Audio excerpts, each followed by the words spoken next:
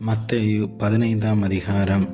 அப்பொழுது எருசலேமிலிருந்து வந்த வேதபாரகரும் பரிசேயரும் இயேசுவினிடத்தில் வந்து, உம்முடைய சீசர்கள் முன்னோர்களின் பாரம்பரியத்தை ஏன் மீறி நடக்கிறார்கள்? கை கழுவாமல் போஜனம் பண்ணுகிறார்களே என்றார்கள். அவர்களுக்கு அவர் பிரதியுத்தரமாக, நீங்கள் உங்கள் பாரம்பரியத்தினாலே தேவனுடைய கற்பனையை ஏன் மீறி நடக்கிறீர்கள்? உன் தகப்பனையும் உன் தாயையும் கனம் பண்ணுவாயாக என்றும், தகப்பனையாவது தாயையாவது நிந்திக்கிறவன் கொல்லப்பட வேண்டும் என்றும் தேவன் கற்பித்திருக்கிறாரே.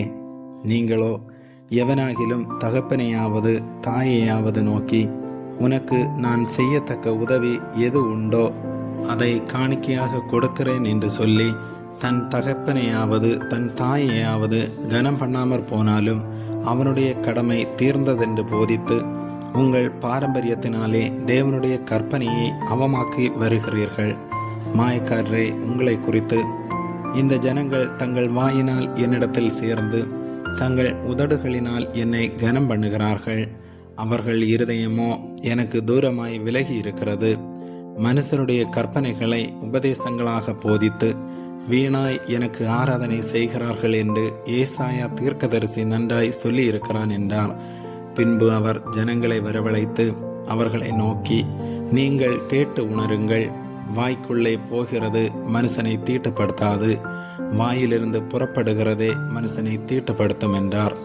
அப்பொழுது அவருடைய சீசர்கள் அவரிடத்தில் வந்து, பரிசேயர் இந்த வசனத்தை கேட்டு இடரலடைந்தார்கள் என்று அறிவீரா என்றார்கள்.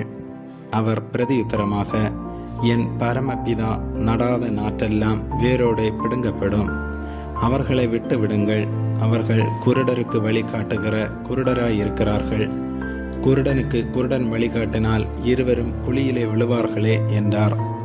அப்பொழுது பேதுரு அவரை நோக்கி, இந்த உவமையை எங்களுக்கு வெளிப்படுத்த வேண்டும் என்றான். அதற்கு இயேசு, நீங்களும் இன்னும் உணர்வில்லாதவர்களாய் இருக்கிறீர்களா?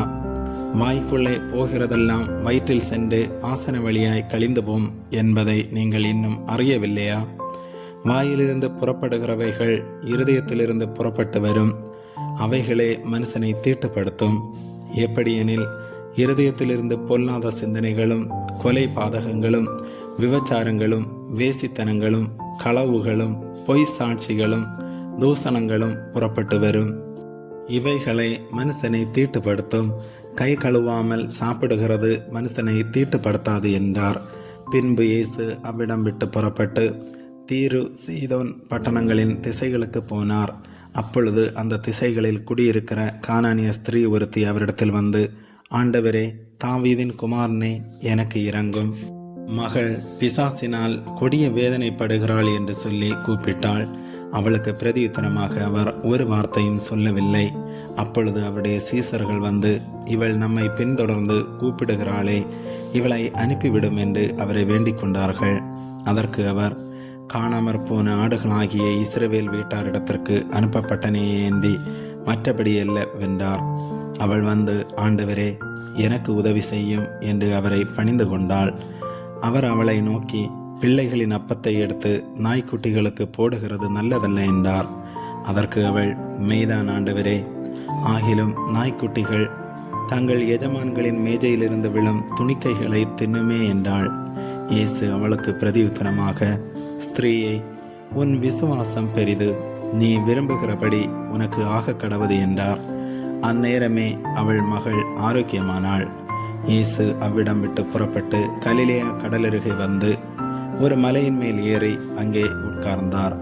அப்பொழுது சப்பானிகள், குருடர், ஊமையர், ஊனர் முதலிய அநேகரை திரளான ஜனங்கள் கூட்டிக் கொண்டு இயேசுவினிடத்தில் வந்து அவர்களை அவர் பாதத்திலே வைத்தார்கள். அவர்களை அவர் சொஸ்தப்படுத்தினார். ஊமையர் பேசுகிறதையும் ஊனர் சொஸ்தமடைகிறதையும் சப்பானிகள் நடக்கிறதையும் குருடர் பார்க்கிறதையும் ஜனங்கள் கண்டு ஆச்சரியப்பட்டு இஸ்ரவேலின் தேவனை மகிமைப்படுத்தினார்கள். பின்பு இயேசு தம்முடைய சீசர்களை அழைத்து, ஜனங்களுக்காக பரிதபிக்கிறேன். இவர்கள் என்னிடத்தில் 3 நாள் தங்கியிருந்து சாப்பிட ஒன்றுமில்லாதிருக்கிறார்கள். இவர்களை பட்டினியாய் அனுப்பிவிட எனக்கு மனதில்லை. வழியில் சோர்ந்து போவார்களே என்றார். அதற்கு அவருடைய சீசர்கள், இவ்வளவு திரளான ஜனங்களுக்கு திருப்தி உண்டாகும்படி வேண்டிய அப்பங்கள் இந்த வனாந்தரத்திலே நமக்கு எப்படி அகப்படும் என்றார்கள்.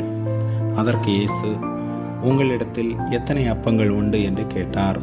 அவர்கள் 7 அப்பங்களும் சில சிறு மீன்களும் உண்டு என்றார்கள். அப்பொழுது அவர் ஜனங்களை தரையில் பந்தியிருக்க கட்டளையிட்டு அந்த 7 அப்பங்களையும் அந்த மீன்களையும் எடுத்து ஸ்தோத்திரம் பண்ணி பிட்டு தம்முடைய சீசர்களிடத்தில் கொடுத்தார். சீசர்கள் ஜனங்களுக்கு பரிமாறினார்கள். எல்லாரும் சாப்பிட்டு திருப்தி அடைந்தார்கள்.